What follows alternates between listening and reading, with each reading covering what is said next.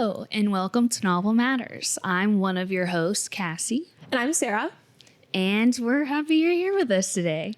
So, Sarah, you went on a trip to DC. Tell us about that. It was so much fun. This was our first time in DC. So we visited some of our friends there and was able to go around like the National Mall, go on the subway for the first time, which was really fun. I love DC and I'm really excited to go back. Do you think you would ever move there? My first day there, I was like, I want to move here. It was so much fun. And everybody, what I think I really liked about it was everybody had, like, they enjoyed the community. And you saw them out and about and, like, utilizing the public space. And that was so much fun to see, too. Because, like, here you have our parks and stuff like that. But I feel we don't have those, like, communal areas, really, to be able to do that like DC does. Yeah. That was fun. Yeah. What have you been up to, though? It's been a while since we've seen each other. We went on our trip. That was great. Where'd you go? We went to Edinburgh, Scotland. Yes. We were there for maybe like 4 days. And while we were there, we did a day trip to St. Andrews, which was cool, but it was kind of like you get off the bus and it's the golf course is right there. You're like, cool. All right. Yeah. Now what else do we do? And then after that, we went to Siena, which is like the region of Tuscany. We went horseback riding there through like the Tuscan hills. It was gorgeous. We did a wine tasting, which that was pretty wild Why would you because say we were that? there all day. Like it was an excursion type thing. And they cooked us lunch after horseback riding and gave us a wine tasting during that. And then we went to a cooking class. Yes. Also had wine there. And then dinner was made for us. Another wine tasting. And they would give us dessert wines on top of that. So we had a lot of wine that Oh, day. absolutely. Well, that sounds like such a good time. Yeah. And then after that, Rome. And Rome is Rome. Yes. Have you been to Rome before? Okay. Yeah. What was your favorite part of the trip, you would say? Probably Siena. Because you go there and you're just walking through the medieval part of the town and it feels like you went back in time. It is see that. beautiful. You'll have to show me some pics later because I am will. jealous of you. That just sounds like fantastic Yeah. time. And the food. And you went with Alex and your mom, right? Yeah. Nice. And everyone got along. It was great. perfect. We love that. Yeah. Especially like traveling that far of distance from home. Sometimes like I at least know like for me, I can kind of get a little antsy or a little irritated if I'm away from my house for too terribly long. Not have all your creature comforts. Yes. But I did make sure I packed my squishy, my squishmallow. Yes. Which one do you have? It's like a sloth. Oh, cute. That's I my want favorite one. I have a lot. Like people just get them for me and I never ask for them. People just get me squishmallows. Well, that's the best. Yeah. Have you been into Jellycats? No, but I know what you're talking about. They're so cute and I want to get into them so bad. Well, current reads? Unfortunately, I've been very boring lately. So I have not been reading at all. This is the first book that I have completed since we finished The Nightingale. Wow. I know. So you took a little break. I took a long break because it's we filmed that about a month ago. Yeah. Over a month ago, probably like 6 or 7 weeks ago. Have not touched another book since then. Wow. Yes. But what about you? What are your current reads? Well, I'm reading The Age of Witches because that's what the wheel picked for me. Slow start, but I'm getting into it now. Okay. But it has like a lot of different perspectives, like character perspectives. So sometimes I really love that and sometimes I really don't. And for the most part, I'm liking it. But there is one where like the chapter comes up and if it says that character's name, I literally just want to flip through. Like skip over it? Yeah. But other than that, and then, I was reading Throne of Secrets by Carrie Maniscalco. I DNF'd that. Like I was halfway through and it's like 500 pages. I made it halfway through and I was like, I don't want to waste any more time on this. Yeah. I don't It's blame not you. great. Have you finished anything recently? I was reading a lot of like Kindle Unlimited books. Oh, yeah. You know, like You the have romance to. books. And it was just easy because I was doing that while we were traveling. And I even packed, I think 2 books. I just finished Surprised by Joy by C.S. Lewis. So I was like, oh, yeah, it was pretty good. I watched a movie a few months ago and it was based on that. Yeah. So I was like, I'll just read it. Are you book first or movie first type person? Definitely book first. Okay. Like usually if I see the movie or a show first and then I find out it was adapted from a book, I'm like, well, now I can't read the book because I'm going to be bored. Oh, absolutely. Even if people are like, well, you should still read the book because it's still a little different. But I'm like, I'm still going to know overall. So, yeah. Okay, I agree. Yeah. Book first for sure. Because it's always so much fun to like be like, that didn't happen in the book, you know? Right. So. Yeah. Like Little Women, that's like a good example of a book adaptation to on screen. Yes. But I feel like most of the time it's not accurate like that. Not at all. Okay. What's on your TBR? Also not sure. Unfortunately, I've been very boring lately, especially in the book world, but I have this an excuse. So I don't have anything, unfortunately. What about you? Well, our book club book. Our book club book. Yes. One Golden Summer by Carly Fortune.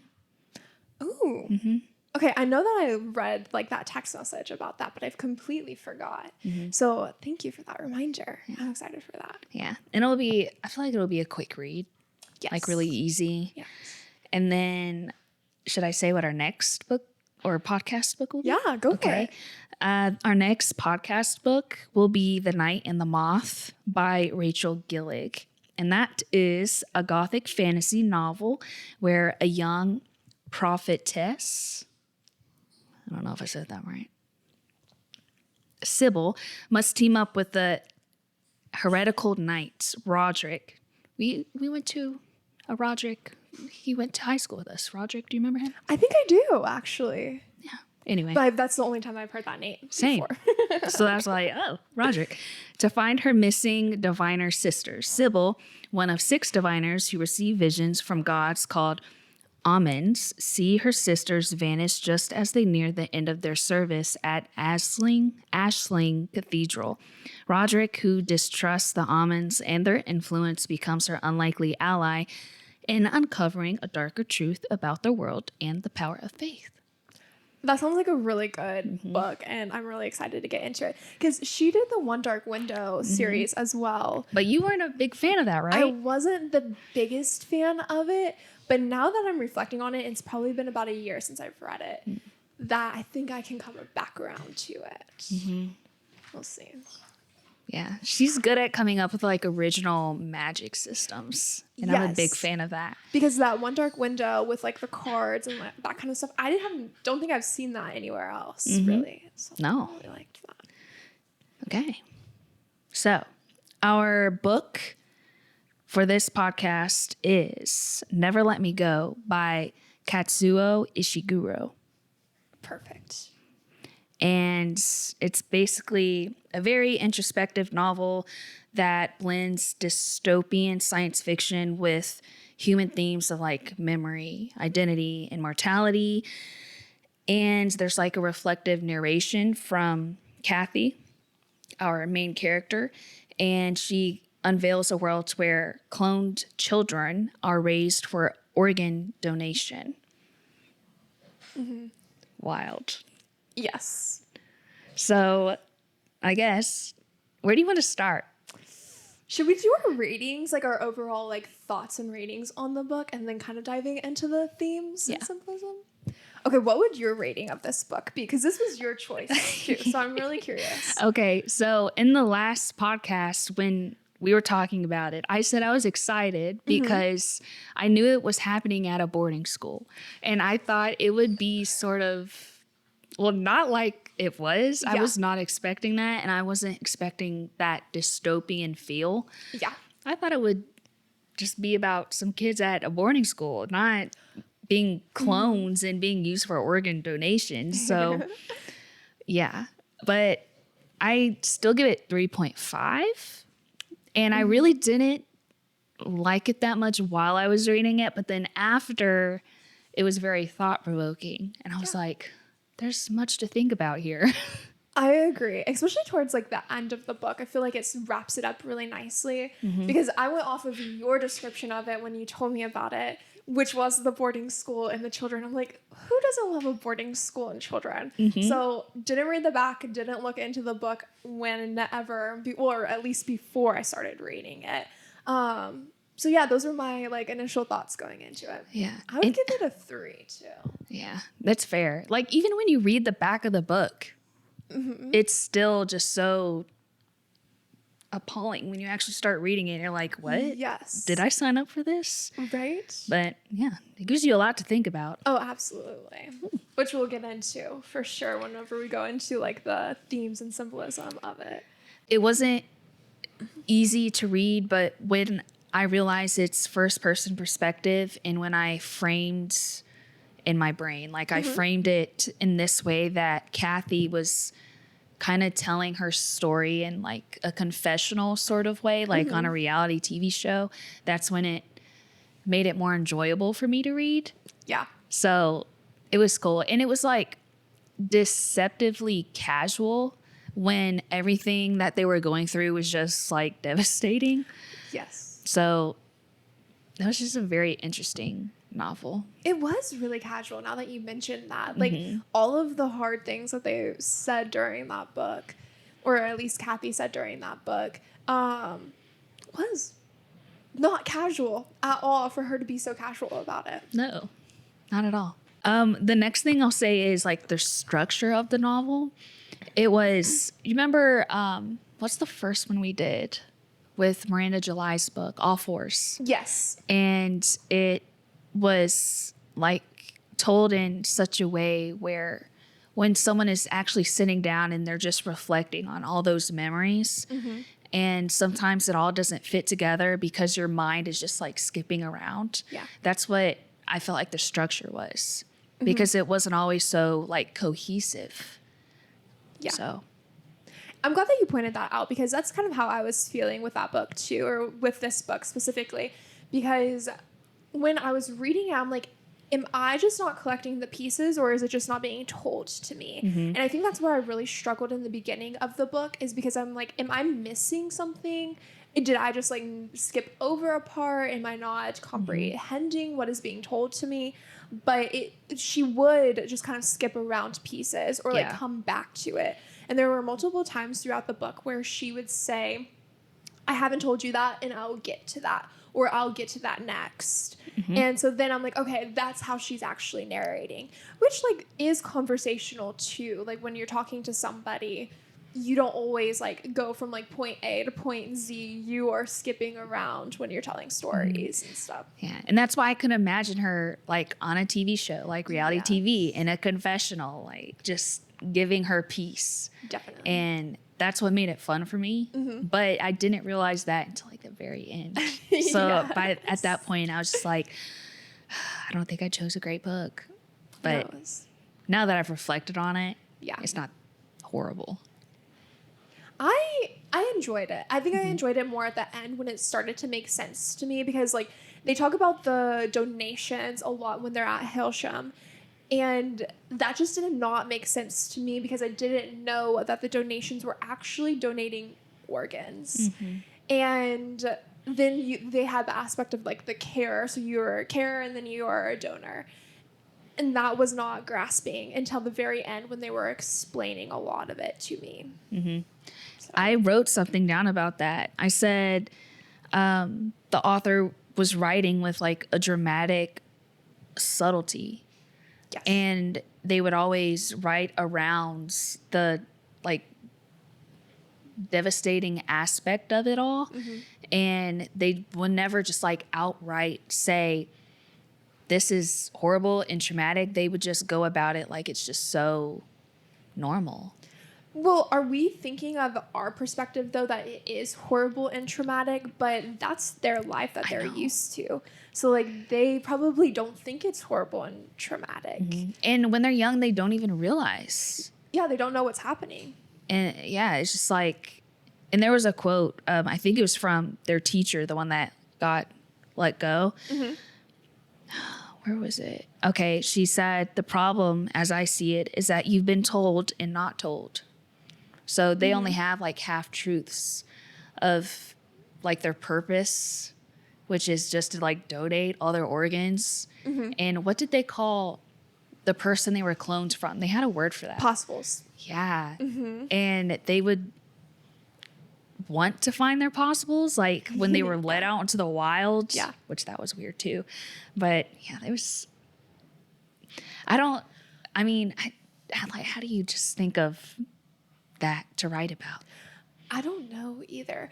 Also, like what I was grappling with whenever I was reading it is what, like, after they're let go, like who's forcing them to go into the carer or donor like positions to like, because they didn't talk about like, I don't know, like I don't think that they at least talked about like who herded them to these areas. So then don't you just have free will after that to just do whatever? I think there were just so few of them that actually questioned anything, and That's they true. were just, I don't feel like brainwashed is the right word for it, because that's just how they grew up learning and feeling that their lives were made for. Yeah. So they were just like, yeah, this is what I'm here to do. Like whatever. It's like, there's nothing I can do. Well, that's what I was thinking. I was like, I'd be getting out of there. I'd be running away. There'd be no way. But even at the end, Kathy, when she was like, I can't be a carer anymore after she lost Tommy. Spoilers, by the way. Sorry, we didn't do the disclaimer. When she lost Tommy and she couldn't be a carer anymore, that meant she would have to go to being, donating her organs. And she didn't try to get away. She was just like, kind of gave up. She did it with resignation. So I think Like, she well, just I'm knew. next. Yeah. Let me do that. But there's a lot of things in life, even now, where we're just like, what can you do at this point? We're Right. just kind of like stuck in it. Yeah. We don't question. Yeah. It's just like, whatever. It is what it is. Like, who knows what will happen if you start questioning certain things, and Yes. just like, okay, I'm not getting paid those. Right. I'm just here. You want to move on to themes? I don't know necessarily if it is a theme, but I did enjoy that there was just a lot of like memory and nostalgia, especially surrounding Hailsham. They mentioned Hailsham a lot throughout the book, and especially in their adult life, that I think it was definitely a time for self-reflection, specifically for Kathy. I feel like I don't know if it was just because it was told in her perspective, but she definitely did a lot more reflecting and like had a lot more nostalgia over Hailsham than any of the others. Like she could remember so many more details, and everything that she basically did in her life always drew back to Hailsham in some way or another. Yeah, because that was her whole life, basically. How long did they have to stay there? It kind of seemed like K through 12, like what we do, but maybe because like you would say that they would be babies at one point in time, right? I would hope so. But I mean, then how? Well, I guess if you're cloning, then you're getting the actual DNA to clone. Yeah. Again, we're not paid the big bucks here. We don't know those specifics, so I don't know. I would say 18 was when they went to the cottages, though. They were definitely teenagers, like late teenagers. Yeah. When we go off to college and stuff like that. And they couldn't reproduce. They No. when they cloned them, I don't think they gave them reproductive organs. That's what I inferred from Yeah. that too. That's what I got. Also, I wanted to know what organs were they specifically donating to where they were still alive after that. Like your appendix? Okay, sure. Yeah. Your gallbladder? Well, you have Sure. 2 kidneys, right? You have 2 kidneys? So you can- there's 3. But then at the 4th one, everybody seemed to perish after that. So then Probably heart, the lungs. heart or lung, Yeah. I'm not sure. But yeah, back like Kathy, she was very nostalgic over Hailsham. What did you say? I said there was a theme of loss of innocence. Yes. Yeah. Because at the boarding school, I mean, all they're worried about doing is just like hanging out with their friends and working on their art, which that's another conversation. Yeah. But they're just normal kids and they're only given these half truths and they don't even realize that they're half truths. And there's just that naive innocence that they have. And then when they are like let out from the boarding school into the wild, and there's just that loss of innocence when I guess life just kind of comes at them and they're like, oh, it's either I'm taking care of people that I went to school with for the past 12 years or I'm the one giving my organs away. Right. That's what my life has come to. And all the while, they're still grappling with just normal love and relationships and friendships. So and I felt really bad for them. Oh, definitely. It's like, how do you even handle all that? But well, I feel like that also moves into like another theme of like illusion of like choice and free will because they it felt like the guardians at Hailsham gave them the choice to do their poetry and their art, and they thought that they were doing that for like a greater collective, but it turns out that like they're kind of just doing it to do it because and I don't want to say that they didn't have anything else to give them, but like we later find out that they were doing it so then that way it seemed like they had souls and that they weren't just these clones. Where when I can see as in a child perspective, you're thinking that you're doing that for like this greater good. Yeah. And all of that kind of stuff too. So yeah. Another theme I said was the fragility of humanity and love. Yeah. And that I always saw that with Tommy and Kathy. And is that your dishwasher? It was the ice machine. It goes off like crazy. With Kathy and Tommy, you could always sense there was like something there. But then Ruth, I was not a Ruth fan. Thank you for saying that because I was not a Ruth fan either. And I had that, I had like character conflicts and I put Ruth. And all I said was there was such a weird power dynamic with her and then Kathy. And I felt like Ruth was always getting what Kathy wanted, but Ruth was just kind of like beating her to it or like convincing Kathy that she couldn't have it in a weird way. But yeah, I was glad at the end with Kathy and Tommy that they kind of got something. Why was it felt that they had like a stronger connection with each other than Ruth and Tommy did, or even Ruth and Kathy did? Yeah. And it seemed like they really connected and also just got each other too. Like they understood their like issues and what was happening. So I thought like their relationship was always so special that I felt like Ruth just kind of got in the way of that. And then we learned that she was purposely trying to keep them away from each other. Yeah. I felt like with Ruth and Kathy, that relationship was almost soulless. And then with Tommy and Kathy, there was like a soul connection there. And I think that was intentional to show like, yeah, they're clones, but they can still feel that way. And then I think Ruth was kind of like she's a clone, but she's a clone. Oh, yeah. So. Well, and then I want to know your thoughts about towards the end, whenever they see Madame and Miss Emily again, and they're asking, because they go to ask them for a deferral. That way they have 3 years together of not needing to be a carer, not needing to be a donor. And they're trying to look for that deferral, and they decided that it was Madame who was the one giving out those referrals. So then whenever they go to Madame, they realize that this whole scheme with Hailsham is not actually what they thought it was. And then they were able to understand that it was basically just a place.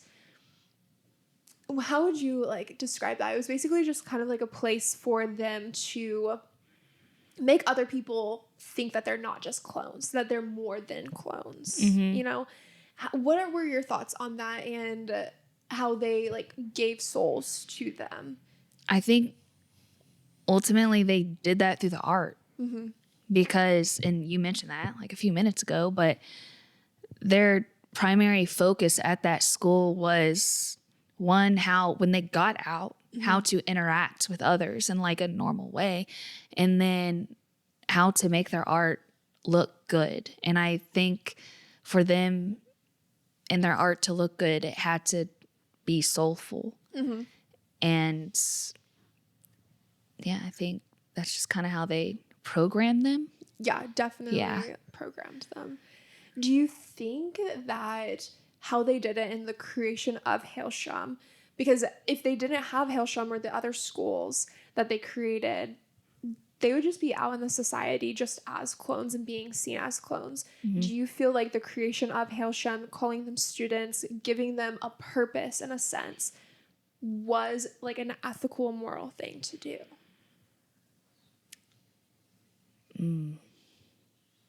Probably not. I'm going to go with no. No.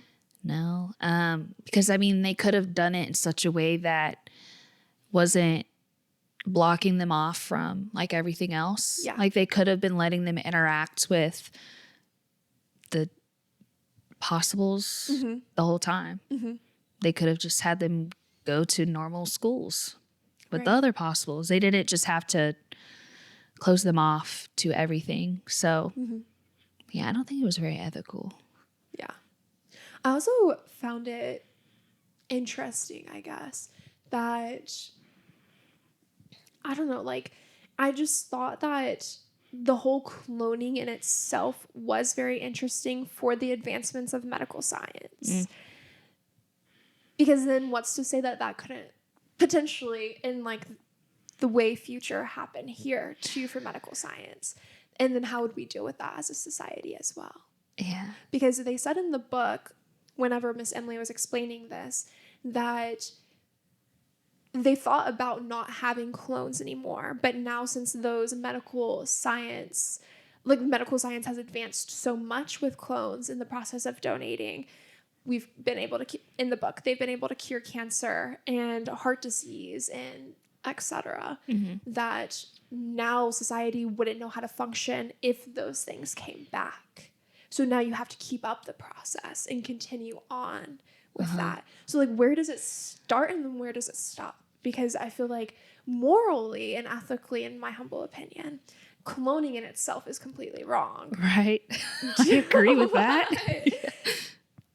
But then they started it, so now they can't really stop it because then society is expecting those types of things. Yeah, and I think if they were to take that away, the society would crumble. Oh, definitely. There would just be chaos. And then the amount of like diseases that would come back, and it would make it harder to cure or find cures without their last solution of just using clones. Yes. So yeah, that would be really bad. Also, I'm sure that this was kind of like in more modern times, at least within the last 30 to 40 years, that did it have to come to clones? Could we have just not have used other scientific methods to like cure that as well? I just want to know like the backstory of the clones, I guess. Yeah. Very interesting. We need more. Yeah, we need to like a spin-off of like Miss Emily. Yeah, but like the prequel. Yes, like a how did it prequel. come about? Yes, please let me But know. I don't think we're ever getting that because when was this published? I don't know. I'm not sure. I feel like maybe probably like 2000s or 2010s. Yeah, I would say that that's probably kind of correct. Yeah, because it does talk about the 1970s, like in that time period of like when it started, like when Hailsham started or whenever the cloning kind of started ramping up too. So, like Kathy, Ruth, and Tommy, their group was definitely not the first group at Hailsham either. So You said 1970s. it did have a reference to 1970 in there. Isn't that when they cloned was it a sheep? Like they actually did it like in our real life. Should we Google Yeah. this? Okay. I think Hold it on. was more recent than you'd think. I think it was in the new one. Okay, let's see. Pause for some research. Should I just Google when did they clone sheep? Yeah. Her name was Dolly, And it looks like...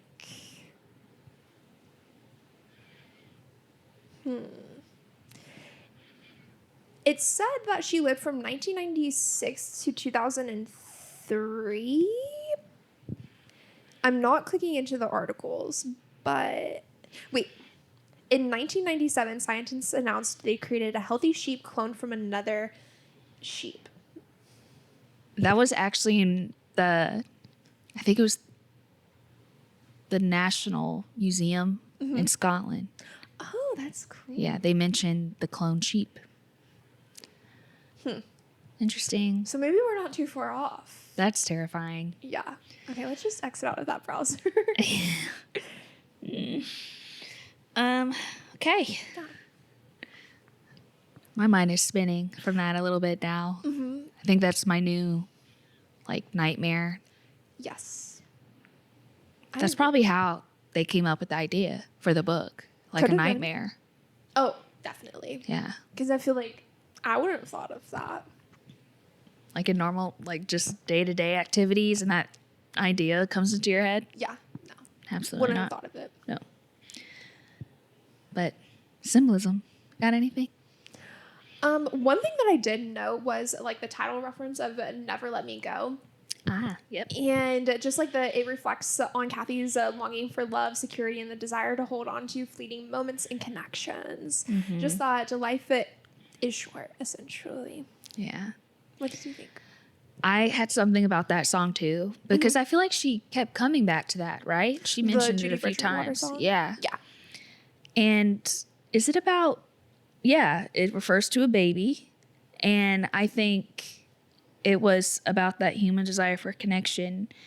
And I also think she realized she would never get that because she literally could not have babies. So, yeah. That's what I got from it. And then art. Oh, yeah. And we've already talked about it a little, but I said it served a symbol of identity and soul. So they would have taken me out. They would have ended me. You would have done your 1 year of care and you're like, let's stick characters. go. I was like, look at my stick characters. And they'd be like, you're done.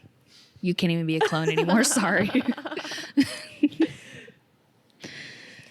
Well, that also begs the question though, because Tommy was not good at art and then he stopped making art.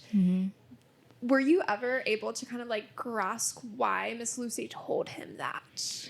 I think it touched on it at the end of the book, but I don't think I was able to truly make that connection. I think she told him because she knew their self-worth fully relied on their art. And with him acting out and kind of being made fun of for his art, I think that's why she just said anything at all, because she knew kind of what their life would come to. Yeah. And I think it was just honestly her being kind, extending a kindness to him because dude, you suck at art and it doesn't matter because you're going to end up giving away all your organs anyway. So don't worry about it too much. That's what I was about to say, is because they did say Miss Lucy wanted Hailsham to tell them more of the truth of what they were there for. And so then that begs the question that it truly doesn't matter because their life is already predestined for them anyways, that he shouldn't put so much emphasis on his art if it is not giving him the enjoyment. And also he's getting bullied out of that as well. It's interesting how we went back to it though, when he was let go in his adult life. Yes. I could never quite imagine what his art was because it was the little animals. And they said it was imaginary too. So when I'm thinking imaginary, I'm like, there's nothing on that page. So I don't know what they're looking at. Just a bunch of the clone sheeps. Sheep.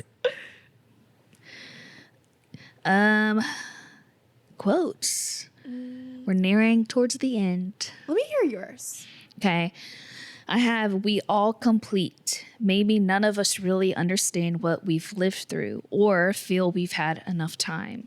And I said, the line just captures that quiet resignation to fate that I mentioned before and how they just never run away from it. They just kind of meet it head on because what else can they do? And then I already said that other one that Miss Lucy said. And that was the problem, as I see it, is that you've been told and not told. And I said that reflects the thematic focus on truth denial and the subtle cruelty of partial knowledge. And then the last one is memories, even your most precious ones, fade surprisingly quickly. And that echoes that melancholic meditation on time, memory, and loss. I like that. I feel like this book did have some really good quotes, just like self-reflection too. Because one of the ones that I noticed was, it had never occurred to me that our lives, which seemed so intertwined, could unravel so easily. Oh, that's good. And I feel like that's our lives too. Like, even though we have different paths from the characters in the book and we're not necessarily predetermined, we don't have predetermined paths, their life is also mimicking a lot like ours as well. And life can very much so unravel so easily. Yeah, like change in an instant. Do you have any other ones? No. Yeah. Yeah, this was an interesting novel. Very. Yeah, I'm glad we're reading The Night and the Moth next. I'm excited. Because I feel like we need a little break from literary fiction. We need, like a palate cleanser. But Yeah. I want to read the text message that you sent me last night because I just LOL'd so hard at it whenever you sent it to me. But you said, literary fiction is wild. I finished and was not very impressed. And then when I started really breaking it down with theme, symbolism, and characters, I totally changed my mind. And I was like, well, I'm still waiting for that experience of this book because I was like 50 pages from the end. And I'm like, okay, I need to have this epiphany too because right now I'm struggling. But literary fiction is wild because you think on these books so hard and they don't hit you until usually after you're finished reading. Yeah. And that was my experience with most of my AP English books, like the required reading that we had to do. Because at the time, I did not enjoy reading that stuff. I was reading it because I had to, and if I didn't, I wouldn't know what to write about, like in our little essays. Yeah. But when I think about on it now, I was like, everyone should read these. Like, you learn so much from it. So, yeah, literary fiction is special. Definitely. But it's definitely an acquired taste. Yes. And it's not easy. It's never easy to read. Well, I think I like the complexity of literary fiction because I know that we've talked about this before, and specifically like with our book club, like I told you that I just kind of felt a little dumb for literary fiction. Like I just couldn't comprehend that. But I think whenever you take yourself outside, because I feel like whenever you're like reading fiction, you can immerse yourself into it. But I feel like with literary fiction, you kind of have to read it or listen to it from like an outsider perspective. Like you're Big picture. outside of it. Yeah. Yes. And so I feel like that's just kind of like the notion that you have to go into reading literary fiction is being the bigger picture, like seeing the bigger picture and being outside of the book. Right. That way you can analyze it from multiple angles instead of just being immersed into it like you are with fiction. Yeah. And don't get me wrong, I love a good, like, romantasy or, Oh, you know, definitely. like, probably aside from the C.S. Lewis book, I've been reading, I was about to say, I can't say that on the phone. But just stuff that people almost wouldn't even deem like literature. Like, it's not, no. And I have just been really diving into that stuff for like the past month at this point. And I had already finished that, luckily. So I got that out of the way. And then I was like, now I can just read like brainless, mindless books. And like, I don't even have to feel guilty about it. No, never. All right. Well. Okay. Overall, it was all right. Yeah. So you said 3 stars. I said 3. I said 3.5 stars.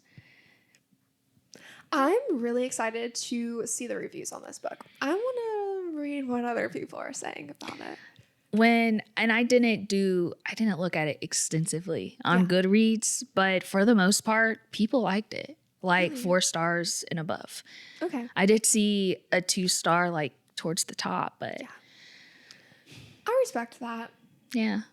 I Couldn't mean, be me. that's when I was reading it, that's what I was thinking. And then, like I said, when I reflected, I said, oh, they knew what they were doing. Yeah. Okay. Yeah. Definitely. Okay. Well, close it out. Yeah. Let's close it out. In conclusion, Never Let Me Go is a profoundly moving novel that uses understated prose and dystopian elements to explore deeply human concerns. The subtle storytelling leaves readers with enduring questions about love, purpose, and what it means to live a life that is truly one's own. So, if you are interested and you are not afraid of the book already being spoiled for you, go give it a try. It's certainly interesting. So, yeah. And if you want to read the next podcast book with us, which is The Night and the Moth by Rachel Gillig, it's more of a new release, then pick it up so you can have fun with us for the next podcast. Yes. Bye. Bye.